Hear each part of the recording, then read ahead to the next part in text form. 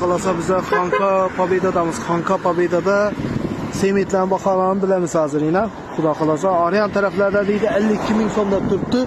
Endi bu yerini bakalsını bilemiz hazır. Nazik katta kamaldı getirdi. Dastlabki yetib turibdilar. Dastlabki xizmatlar ham bor deydi. Kelishasizlar, telefon urasizlar, telefonda aloqa chiqaverasizlar. Bularga salom alaykum. Yaxshimisiz? Salomat, yaxshimisiz? Xudo xolasa. Semitlerin bakalsın uçasın. Samarqand.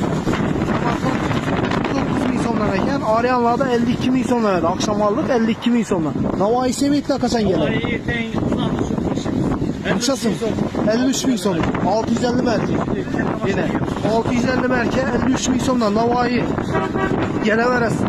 Adresiniz bu taraftan Xanka'dan gelever işte. Terazinin yanında çap kolda. Yine geleverasın.